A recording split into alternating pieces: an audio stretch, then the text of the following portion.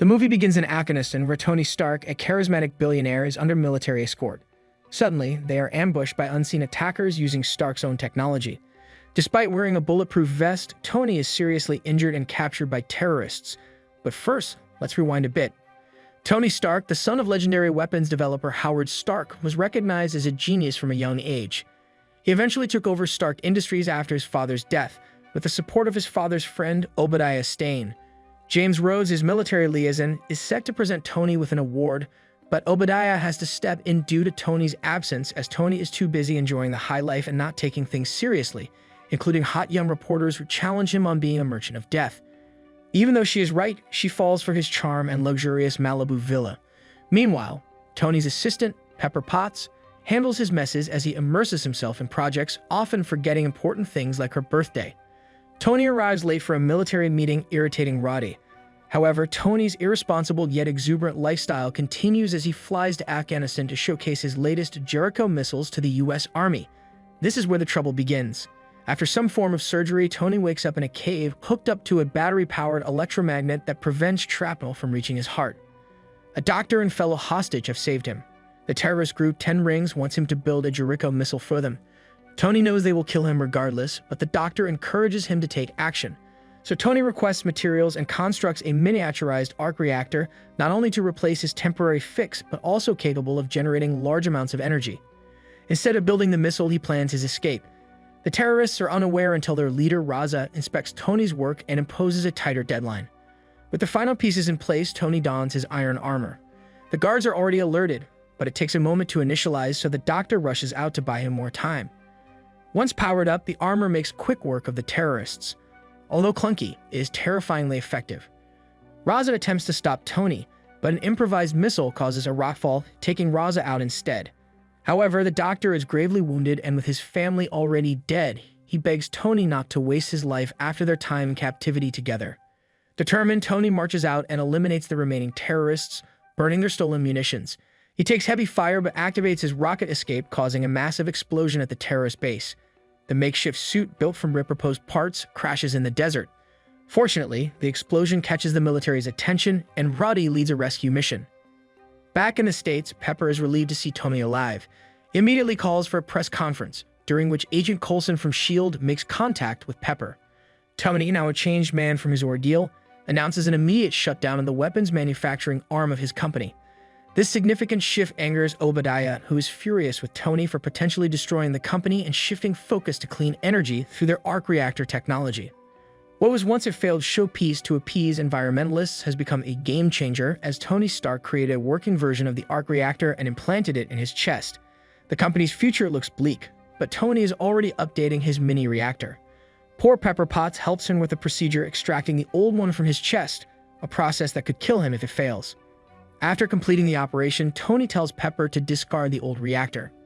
Tony envisions a new project, the Mark Q, which he develops at home, keeping it off the company's servers.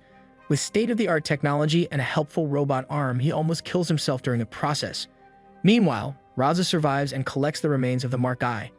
Pepper informs Tony that Obadiah has come to visit, coinciding with the board's attempt to oust Tony for tanking the company's share price. Obadiah suggests Tony share his arc reactor technology, but Tony decides to keep it private for now.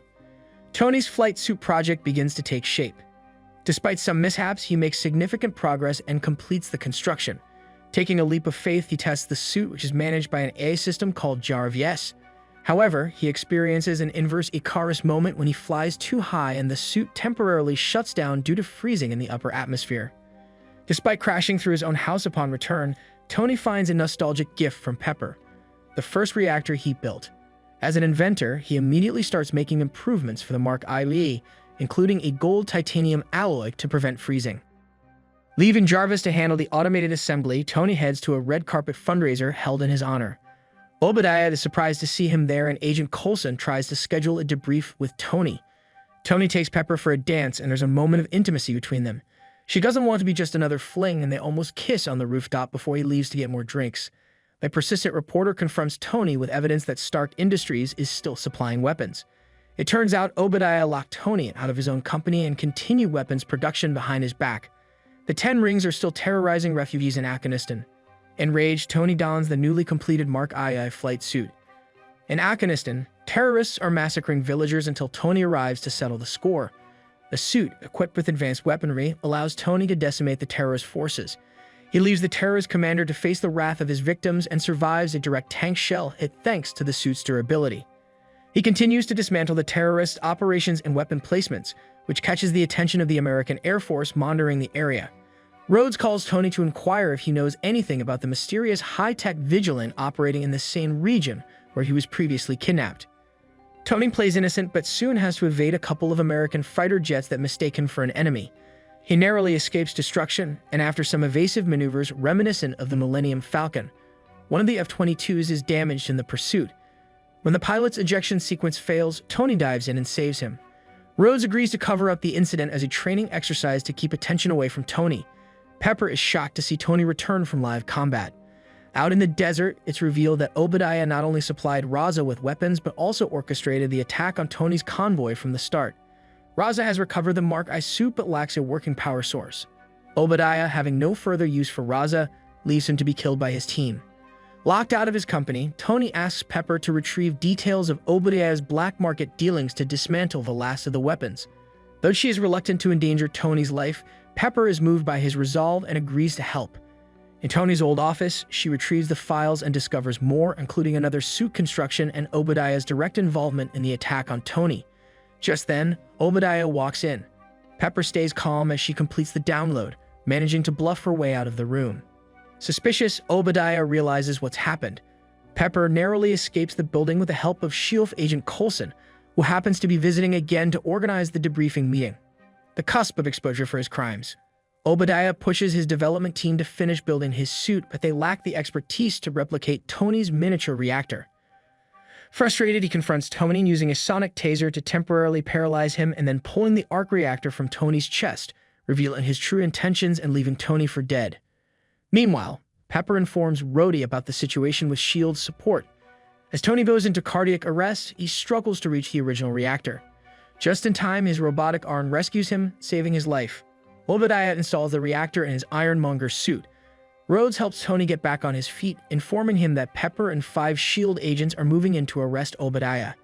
Tony realizes they won't be enough and heads out to assist. He's right. Obadiah easily overpowers the agents and nearly kills Pepper before Tony intervenes. If Tony's suit is like a finely tuned sports car, Ironmonger is a tank. They battle through the streets of L.A. Tony's suit runs on the original, less powerful reactor from the cave, so he ascends into the sky with Ironmonger slowly following.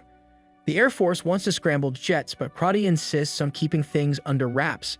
As they climb, Tony reaches a critical altitude where Obadiah's suit freezes and shuts down due to the cold.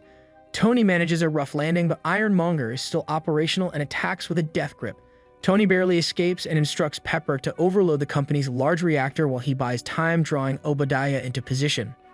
Obadiah is heavily armed and shoots Tony almost to the brink of defeat. Realizing he must take a significant risk, Tony instructs Pepper to blow the reactor. The resulting giant energy wave knocks both of them out and incapacitates their suits. Ironmonger falls to his death into the reactor, while Tony's body is fortunately thrown clear. The following day, Rhodey and Agent Coulson provide a cover story for Tony's whereabouts to keep the media at bay. During a conversation with Pepper, Tony recalls their intimate moment on the roof. She pointedly reminds him that he left to get drinks and never came back.